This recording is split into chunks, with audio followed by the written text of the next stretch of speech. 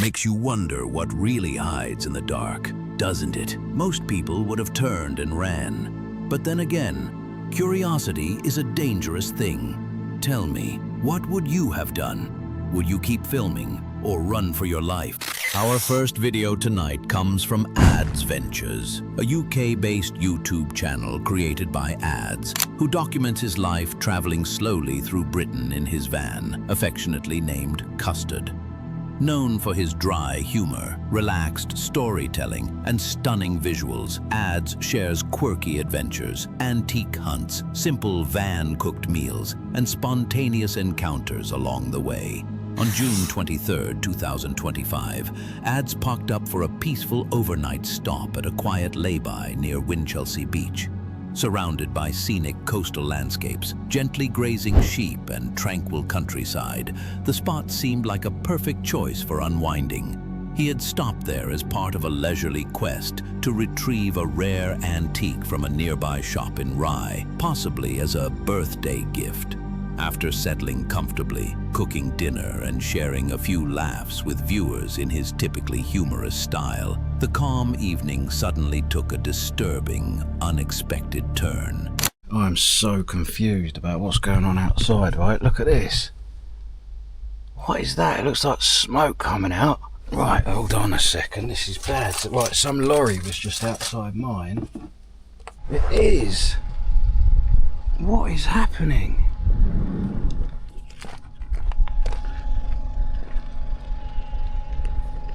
Right, so I'm trying to film me at the same time as filming the fire up there. Something bad's happened, obviously. I know who it was because there was someone on my CCTV. It was all a bit weird. I'll tell you about it in a minute. I'm going to go speak to this bus driver. Whereabouts are we? We're in Winchelsea Beach. Down near Winchelsea Beach. There's a fire involving a caravan by the looks of it. Pet Level Road. Okay, thank you, my love. They've had several more calls. I've just rang them, and basically they are on their way. Right. They have had more calls. I'm just going to go spin my van around in case someone comes back and does that to my van, because someone's done that. It has looked like it has been done. Well, it has been done because the geezer just ran past me, jumped in his motor and sped off that way. It could be arson then. Right, someone set fire to the van that's just down the road behind me, and it was the person who was parked in front of me. I'll explain more in a minute, but I need to move my van in case they're going to do it to mine as well. After finishing dinner, Ads glanced at his CCTV monitor and noticed something odd. Strange clouds of smoke drifting across the screen. Intrigued, yet uneasy, he stepped outside to get a clearer view. To his shock, he saw another camper van parked just down the road, completely engulfed in flames. Rushing closer to the burning vehicle, Ads spotted a bus parked nearby and quickly approached its passengers, hoping for answers. What they revealed was chilling. This wasn't an accident or an electrical malfunction. The blaze had been deliberately set, an act of intentional destruction, leaving Ads deeply unsettled about his own quiet night ahead. Obviously, I'm no longer going to be staying here, but the old bill, they're going to want to talk to me about this. Some sort of traffic control coming along. The van is fully ablaze behind me there, this is no joke. We've got a massive tail of traffic all down here. I can hear the fire engine in the background making its way up. This is not good. Who's the driver of this bus? Do you want to just tuck it up a bit in case he reckons the fire engine's coming down here? Oh yeah, there is one, I can see it. Just tuck it up a bit, mate, and then it should be able to get through. What's this geezer trying to get through for? Can't he see that we're like in need of space? Yeah, let's tuck mine right out of the way. There we go.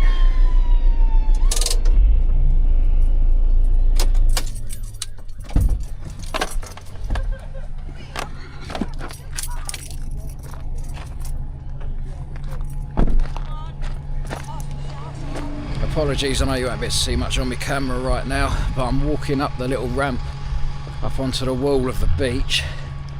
and I can't see anything. Where's my torch? Now I'm just going to walk along the top. I'm just going to see if I can see it a bit better from up here. It looks like they've already put it out, to be honest. I've just been chatting to those guys. Probably been about 10 minutes now since that fire engine turned up. There's no old bill, which is surprising. Just walking a bit closer to it now. You can see the fire engine's just down there. The camper van is now in ashes on the floor. It's been completely burnt out. You can see the guys just down there spraying the last bits to make sure it's fully out. But that is the end of one vehicle. I guess I've got to wait for the police to turn up, because if I leave the scene they're going to think it's suspicious. But other than that, I don't know what to do. Obviously I'm not going to sleep here for the night now. It sounds like it might have been targeted on that particular van because it's been sat there for ages apparently. I'm just going to sit up in the cab and wait for a little bit to see what happens. But at the moment there's no point in just continuing to film the old flashing light ahead of me there. The fire's out, so as we speak, look, it's stopped flashing. The fire engine's driving off. It looks like the drama has finished for now, but I am going to sit tight and see if the police turn up, because like I say, if I disappear now it could look a bit suspicious on me. I was literally just about to drive off. I don't know if you can see that car up in front of me there. That's the old Bill, right? I've been sat here for 10 minutes and no one showed up, and then a car's come up behind me. I thought I'd just check if that's them, and it was, but they've just literally driven past me, past the fire, past the ex-fire, and just driven off into the distance. Maybe that was a coincidence and they don't even know about it, or maybe they're trying to find it, but I'm sat here with my lights on, so it's kind of obvious that something's going on here. Right, well, there's not much else I can do. I'm not going to hang around here all night. There it is, ladies and gentlemen, one ex-camper van. Right, I'm going to go find somewhere to park up where there's no arsonists milling around, and I'll update you on exactly what happened. Do you reckon someone else has been burnt out? Surely not. If they have, and it's like a string of attacks, then I am severely lucky. Now look, they're just moving on. Right, as I said a minute ago, I'm going to move on, find somewhere to park up that's a little bit safer, and I'll catch up with you guys shortly. Fortunately, no one was inside the van when the fire broke out, but that doesn't make the scene any less unsettling. Despite maintaining a calm demeanor, it's clear that Ads was deeply shaken by what had happened, with the chilling thought that whoever started the fire could still be lurking nearby. He wisely decided not to take any risks, promptly relocating for the night. And honestly, who could blame him? It's a decision anyone would make under those circumstances. But what do you think? Was this an intentional act targeting someone specific, or just a random act of senseless destruction? Share your theories in the comments below. This incident might be one of the most disturbing examples of van camping gone wrong we've encountered recently. It's a sobering reminder that when living life on the road, you never truly know who your neighbors are or what they're capable of. If you're traveling solo or camping in remote places, always stay vigilant. Listen to your gut, and remember, when your home is on wheels, you can never be too cautious. Now, what you're about to see isn't just unsettling. It's the kind of moment that crawls under your skin and stays there. Deep breath. Let's keep going. The next chilling video comes from Phil the Thrill, a YouTube channel famous for intense urban exploration, adrenaline-fueled adventures, and unnerving off-road discoveries. It's April 9th, 2019, and Phil finds himself riding alone down a remote wooded trail, probably on a dirt bike or quad, after becoming separated from his friends. With no clear signs marking the area as private property, the location feels isolated and unfamiliar. But what begins as a routine effort to reunite with his group quickly descends into a harrowing and unforgettable encounter he never saw coming. Dude, I cannot find my friends. They literally just like went ahead of me. They probably took a different turn. I'm trying to find them. I have no idea where they are. can't, but I think I'm lost, bro. Definitely lost. What the hell's a quad doing out here? Whose quad is this? Whose quad is this? I don't even know. Yo, dude. What's up, dude? What do you mean, what's up? What are you doing? I'm stopping people from trespassing on my property. I've never been here before. What are you talking about? You and your friends trespassing on my property. I've never been here. My friends have never been here. Don't lie to me. I heard you guys riding all day long, tearing up my trails. You did it last week. You did it the week before. Yeah. I told you not to come here anymore. Now, I want your names, your addresses, and everything. But dude, but I don't know you. I don't know. How do I know you own the property? Because you're riding through here every weekend. But how do I know you own this? I don't know what my friends have been doing. Why are you blaming this on I me? know what you've been doing because I've been watching you from the woods. But how do I know you own the property, huh? This tells you I own the property. As Phil continues cautiously down the trail, he notices a quad bike parked suspiciously ahead, prompting him to slow down for a closer look. Without warning, a figure dressed in camouflage emerges swiftly from behind a tree, armed, confrontational, and visibly aggressive. The stranger immediately claims ownership of the property, becoming increasingly hostile as he threatens Phil for trespassing onto his land. All right, dude, relax, dude. Right? You don't gotta. I don't want any trouble, dude. I don't want any trouble. I want your name. I can't give you that, sir. Huh? I can't give you You that. gotta give me your name. Why? Cause I wanna know. I wanna know where you and your friends live. You gonna tell me or not? You gonna play stupid? I don't know. My name's Give me your name? No. You don't wanna give it? No. Alright. Get off the bike. Why? You're gonna come through my property. Get off the bike. All right, dude, chill. Relax. I'm getting off. I'm getting off. Alright. Get off. And I want you to tell your friends never to come back here either. Okay? Okay. You understand? Yeah. Now I'm gonna give you But you don't post any signs here. You don't post any signs. signs all up and down the trail. Don't play stupid with me, boy. Alright? But what's the big deal if you just tell us to leave and I'll leave next time? I'll leave. I'm giving you 10 Yo, seconds. dude, chill. Relax. Do not shoot. No more games. We don't need to shoot. No more. We don't need to shoot. Start counting. Count to 10. 1. All right, dude. What? Dude. Holy. Oh my God. Dude, I feel the bullets whizzing by. Oh my God.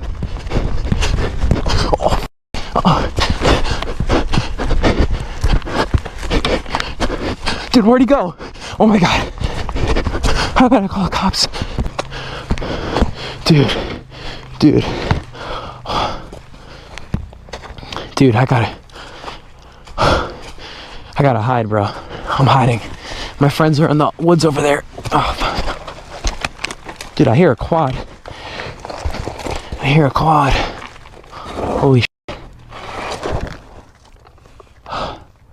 Dude, I'm so scared. The confrontation quickly spirals out of control. The man aggressively forces Phil off his bike, demanding personal information. When Phil firmly refuses to reveal his name, the stranger becomes even more threatening, his rage building rapidly. Suddenly, the man fires shots into the air, shattering the tense silence. In a heart-pounding instant, Phil makes a desperate run for safety, fleeing as the terrifying sound of gunfire echoes through the trees behind him. I'm so scared, dude. Dude, I'm literally shaking, dude. Look at this. I'm literally shaking. My hands are shaking. I hear his quad, dude.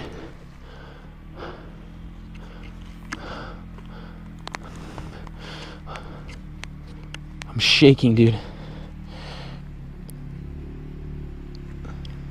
There he is. Oh my God. Dude, he's right there. He's right there. Oh my God. Oh my God.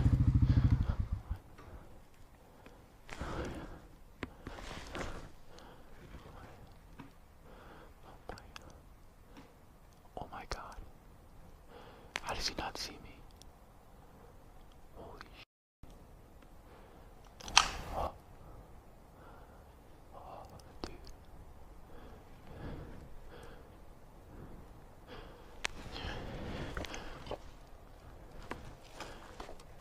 guys are in here. Just heard you squawk. What the hell is he doing? What the hell does he see? Holy. Hey, now you guys, get off my property. What I tell you? Get back here. Dude, my friends are in there. What the fuck? Oh my god, this guy's crazy, dude. This guy's crazy. Oh my god. This guy's crazy. Oh my god. My friends were in there. Oh my. Dude, I'm freaking out right now. Oh. Dude, this guy's crazy. This guy's a nutcase. What did he see? What the hell? What do I do? Hidden just off the trail, Phil holds his breath as the ominous sound of a quad bike approaches, getting dangerously close. The armed stranger pulls up alarmingly near, yet somehow doesn't spot him concealed nearby.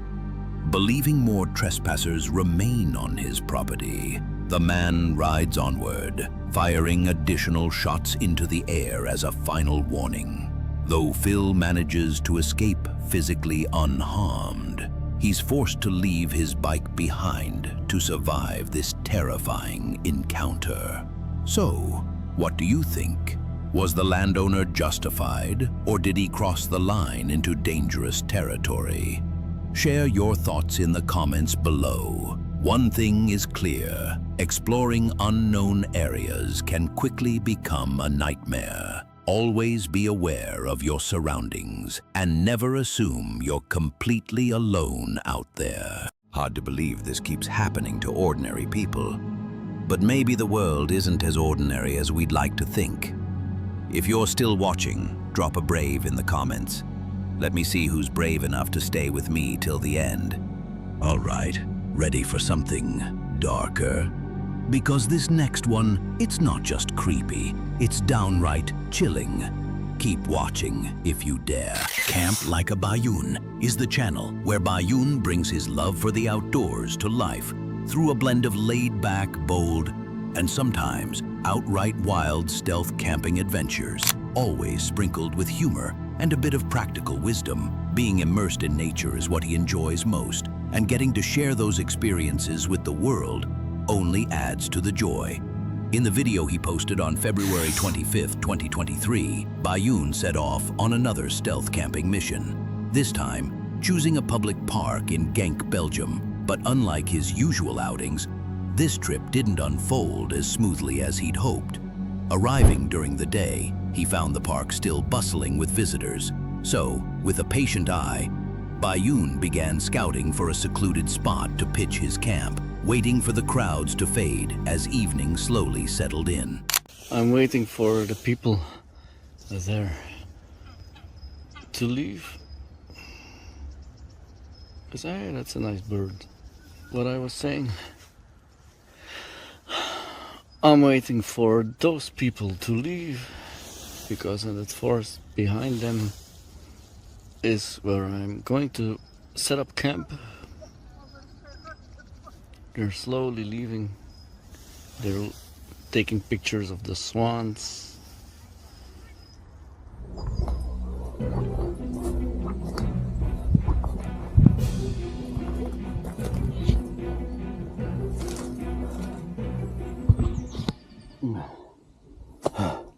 I'm out of breath, but let me take this off first. Here's my camp. Behind it is the lake, the pond, and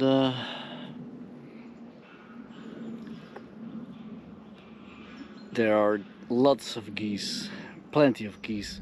With everything set up for the night, Boone watched as the sun slowly sank below the horizon. He gathered some wood, prepared his dinner, and settled into the gentle, comforting rhythm of the evening. Up to this point, everything had unfolded exactly as planned. The spot was quiet, well concealed, and Boone finally felt at ease, certain the hardest part of stealth camping was over. But just as he let his guard down, no longer worried about being caught or interrupted, something in the distance caught his eye.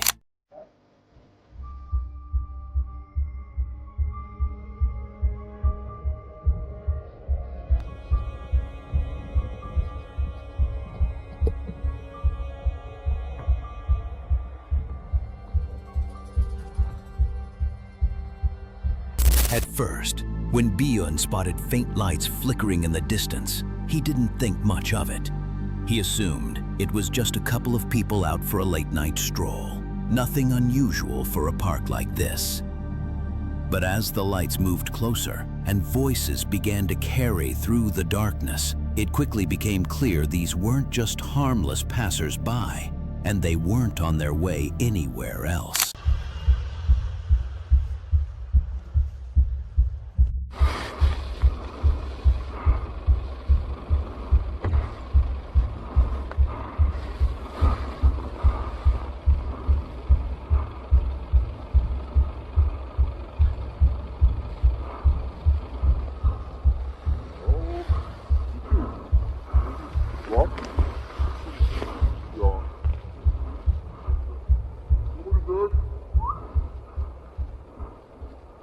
Kom ja. We kunnen beginnen met een heel vals lijst van verboden kamperen. Ja, vuursoorten verboden op de domein bosweg, dus we gaan heel gestresseerd proces vertaald kunnen worden in de natuur. So guys, I got busted. I'm packing up my gear. I'm out of here. I have to go to the office. These foresters, they have an own office here at the domain. And they took my passport, they took 2 cameras. And we will see if what will be the verdict, I don't know. But I don't have much time. I have to pack and I have to walk all the way to my car that I parked further away. And I have to drive to their office and all this stuff. So, guys, I'm packing in the dark. This must have been quite the shock for Björn. Even though he knew stealth camping in these woods was technically off limits, he genuinely believed he'd found the perfect secluded spot, quiet, tucked away, completely unnoticed. But clearly, it wasn't hidden enough. As he explained, Björn had no choice but to pack up his camp and head straight to the police station. Thankfully, the officers were understanding and let him off with only a warning. No fines, no charges.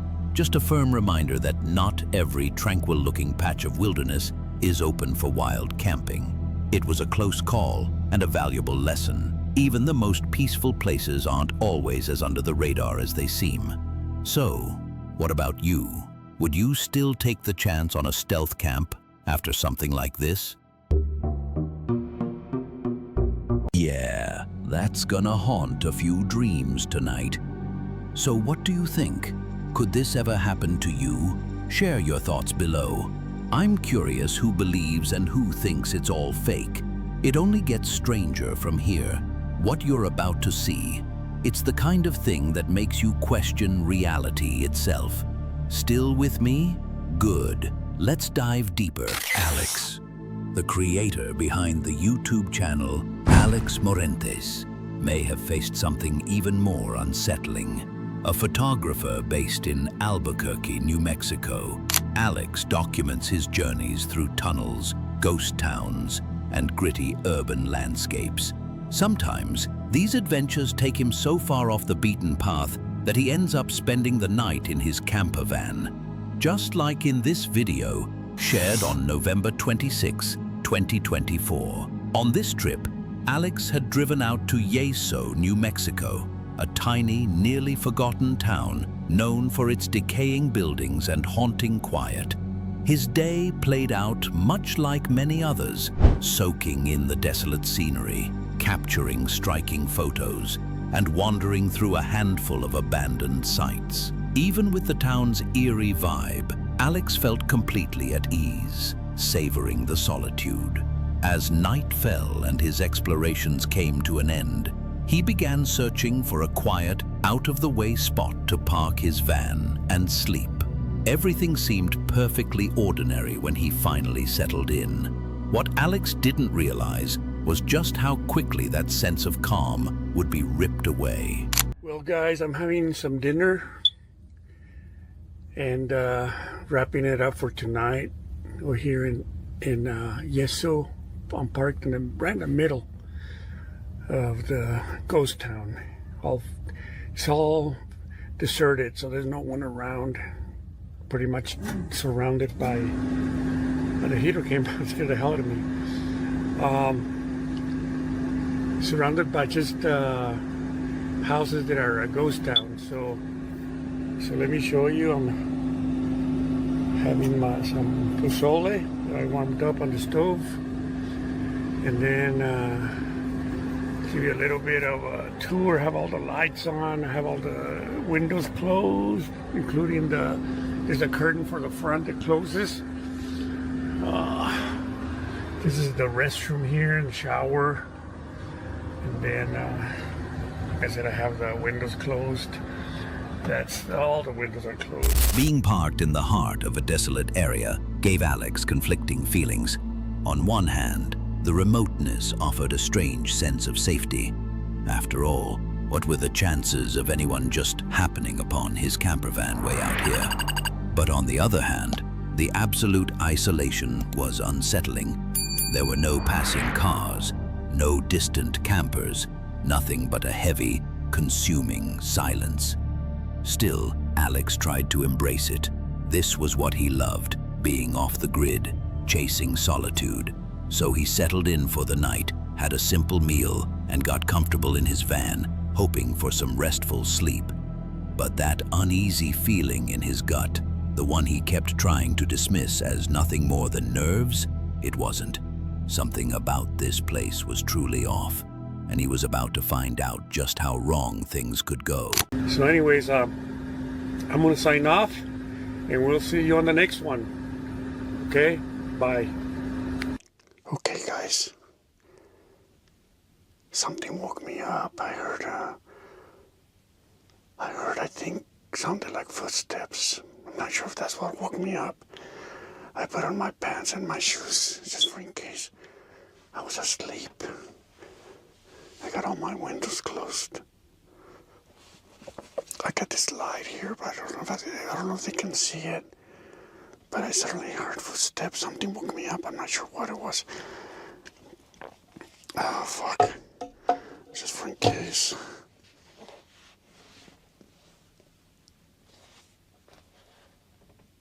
Oh shit, I heard the footsteps again. Looks like they went to the back. What the fuck? Okay. Somebody's definitely outside. I don't think I'm gonna stay here. Honestly, I end up shooting somebody. Fuck. Who is it? Who is it?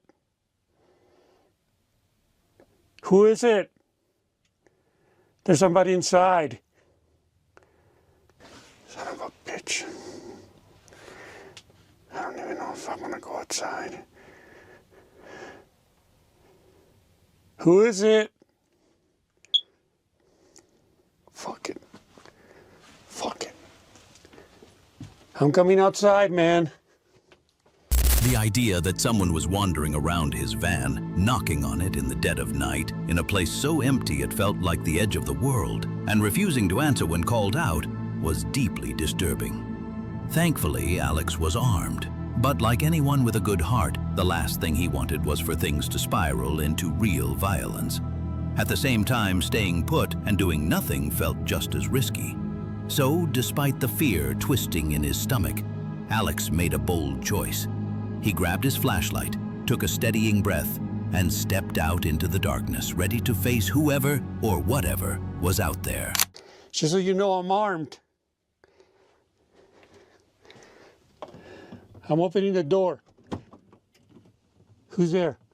Unsurprisingly, the whole experience left Alex thoroughly on edge. The uneasy silence after the knocking, and the total lack of any reply was enough to make anyone reconsider spending the night there. Without wasting a moment, he packed up and drove off, searching for somewhere closer to civilization, with lights, people, and far fewer shadows hiding who knows what.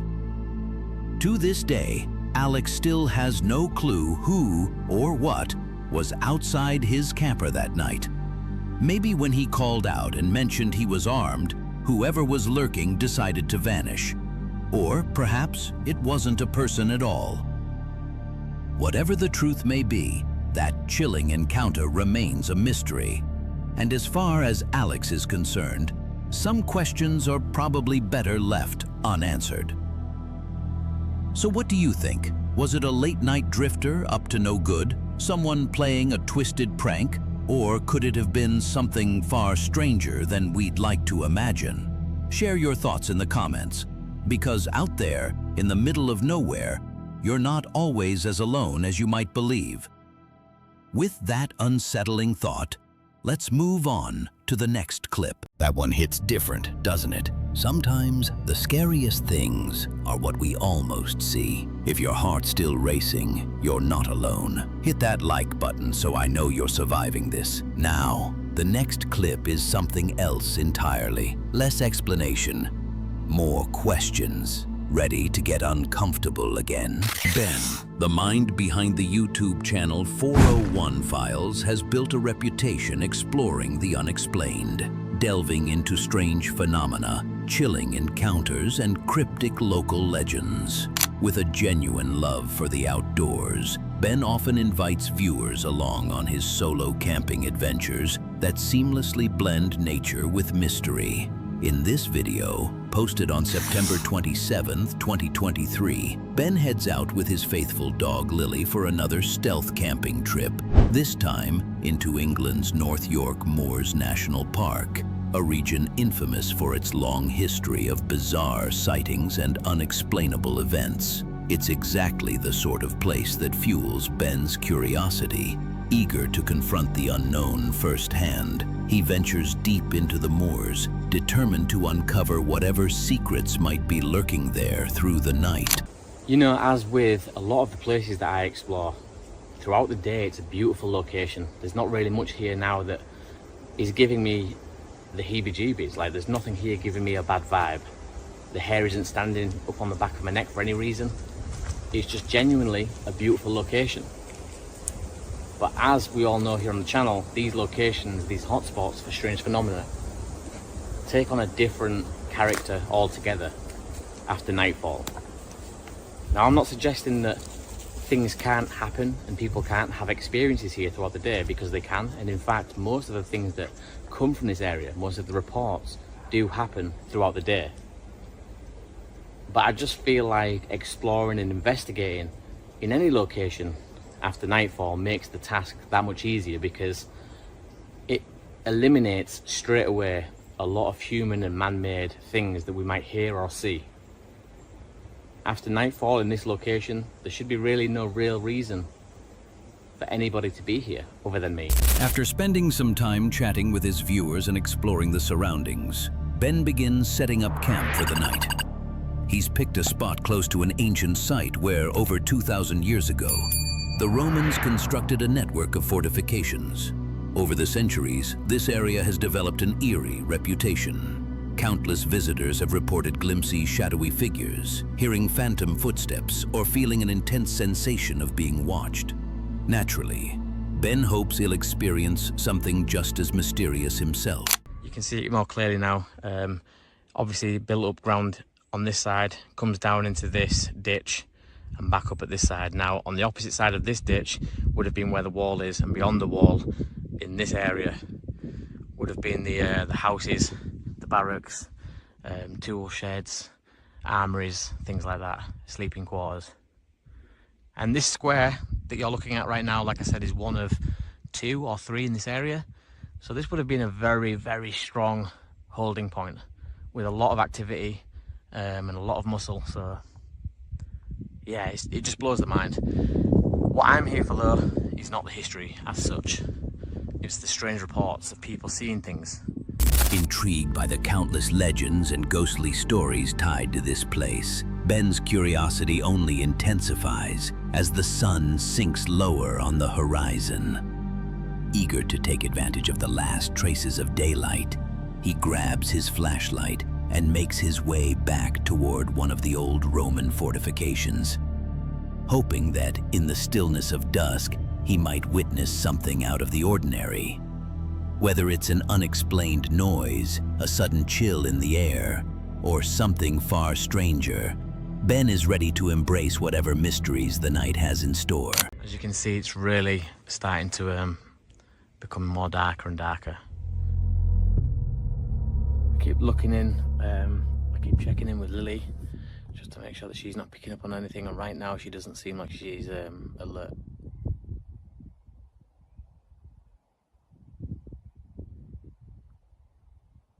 She's alert.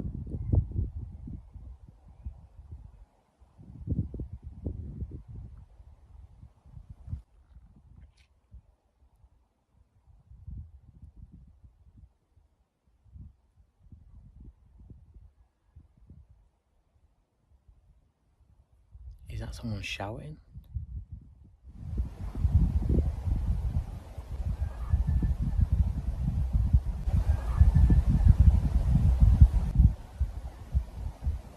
What the hell is that?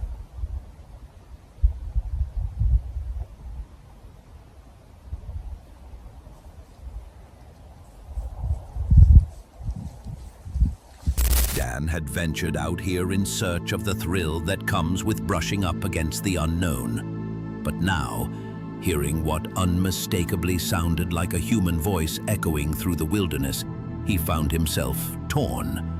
Was this someone genuinely in need of help? Or was it something far more unexplainable? With civilization miles away, simply encountering another person in this remote place was unsettling enough. What truly made his skin crawl, though, was the uncertainty. Was it really human, or something merely mimicking one? Yet despite the growing unease curling in his gut, Dan's curiosity only intensified. Whatever was out there, he wasn't ready to turn back. Not yet. It would be so cool to hear something of that era, something that I could identify as being out of place. For example, the sounds of wooden wheels of a horse cart or something like that. You know, that just wouldn't be something that you'd hear up here, especially with it being on grass. So if I heard that, that would definitely be out of place. On the camera it looks quite light, so I think that the camera must be working overtime to expose me correctly. Whereas here in real life, it's much, much darker.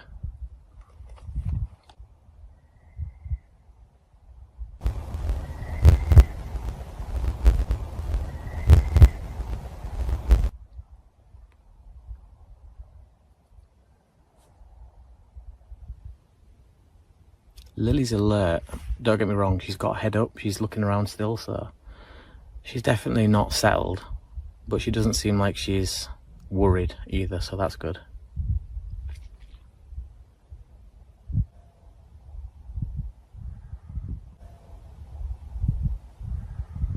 As the sun slipped below the horizon, the entire atmosphere around Ben seemed to change in an instant. The once serene landscape now felt heavy, and every little sound lingered in the air longer than it should have. Ben reminded himself that he'd come here seeking the strange and unexplained, that maybe it was just his mind playing tricks on him. Still fueled by hope and curiosity, he began speaking out loud, asking questions, trying to connect with whatever might still be lingering in this ancient, haunted place.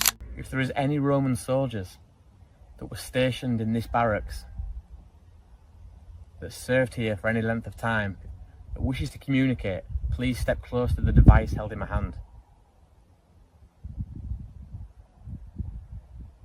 If that was you that stepped close to the device in my hand, could you please do this again?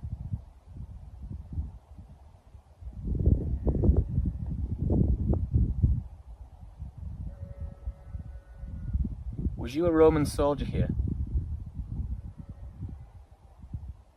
make the lights on the device go up to indicate that you was? Was you stationed here as a Roman soldier? Dan kept asking questions, hoping for some kind of response, but nothing clear ever came. As the forest grew darker and the air turned colder, he finally decided to pack it in for the night. He returned to camp carrying a quiet sense of disappointment. Still, those strange human-like sounds he'd heard earlier refused to leave his thoughts, especially considering how far he was from any trace of civilization. The notion that someone else could have been out there was deeply unsettling. But perhaps it was better that nothing else happened. So what do you think those eerie sounds really were? Could it have been other campers hidden somewhere among the trees? Or did Dan unwittingly encounter something far less explainable, something not entirely human? Share your thoughts below. Unreal, or maybe too real. Either way, this stuff is nightmare fuel. Drop a comment if you're still here. You're officially part of the fearless few. All right, last one. But trust me, we saved the darkest for last. Make sure your lights are on. Let's finish this together. The final eerie video tonight comes from Tim, John, Ben, a YouTube channel devoted to urban exploration, paranormal encounters, and spine-chilling journeys. The trio of friends, Tim, John, and Ben, regularly venture deep into abandoned and haunted sites connected to unsettling local legends.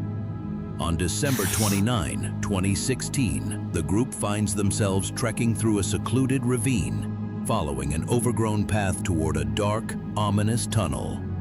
Having hiked nearly a mile, they notice the fading daylight and the growing sense of isolation pressing in on them. Still, driven by curiosity, they choose to push forward. But what starts as a casual exploration rapidly descends into a frightening encounter they never saw coming. So you're good, John? Are you sure you're good or are you sure you're getting left? Yeah, fine. Are you positive? Yeah, let's just go. My feet are drenched. Oh. 220.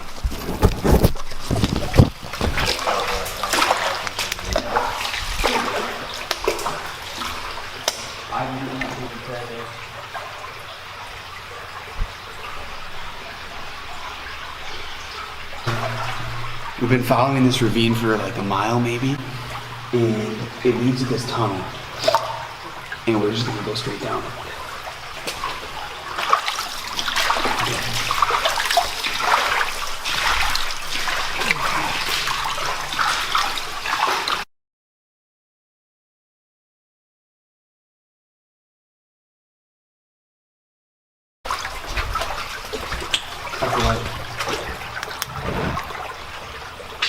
You're still recording? What is that?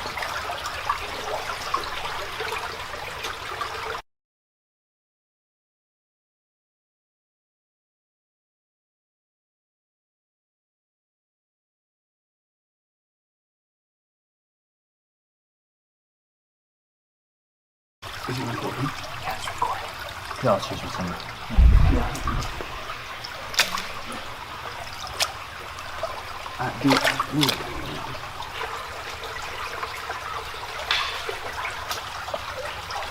No, I have anything. As the trio enters the tunnel, they're initially greeted by the soothing sound of water gently dripping through the shadows. But that brief moment of calm quickly fades away. The deeper they venture into the darkness, the more they become aware of faint, sharp, cracking noises resonating around them. Barely audible at first, but increasingly unsettling, the sounds feel distinctly unnatural, an immediate signal that something here is disturbingly wrong.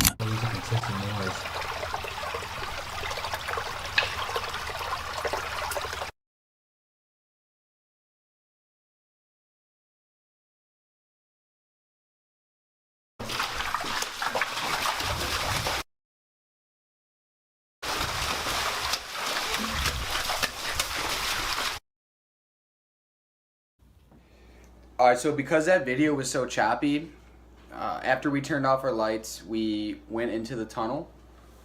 And then after that, we started hearing some weird noises. You know, that clapping noise in the background that happened a few times. And then on the other end of the tunnel, we heard something huge. Yeah, there's definitely something over there. So at this point, we still don't really know what it was, but it's gigantic. At least in the dark, it seemed gigantic. And in the moment, it was pretty terrifying. So the plan from now is to go back to the land where the tunnel was at, and then we're gonna be doing like a day-night thing for a couple hours near dusk, and be searching for it, and we're gonna find it, and we're gonna go ready. We're gonna be ready this time. John, what do you think about that? That's John back there. It was huge. We're gonna find it. There's something out there, and we are gonna find it. How close am I to you? I have no idea. You're still like a foot away, but it's Ben. Have to get your face out of my Ben. face. Then everything changes. The group suddenly becomes convinced that something big is chasing them. Overcome with fear, they break into a full sprint toward the tunnel's entrance. In the chaos, one of them slips and plunges into the icy water. But luckily, they all make it out unharmed. Shaken and gasping for breath, they describe whatever was behind them as enormous, swift, and disturbingly real. They talked about returning for a follow-up investigation, but no update ever surfaced, leaving us with only speculation. Was it something paranormal? An unknown creature lurking in the dark? Or simply their minds unraveling under the weight of fear? Tell us what you think in the comments below. One thing's certain, this tunnel carries a presence straight out of a nightmare. So, after all that, do you still believe it's all just stories? Or have these moments made you question what's out there? Comment your thoughts, hit subscribe if you want more chilling compilations like this. And remember, sometimes the scariest things aren't in the dark, they're in your mind. Some forests inspire awe, while others leave you with questions that linger forever. If any of these encounters sent a chill down your spine, share your thoughts in the comments. And remember to like and subscribe for more horror content from Shadows of the Wild. Until next time, stay safe out there, because you never truly know what's waiting in the woods. That's all we have for today. Stay tuned for more.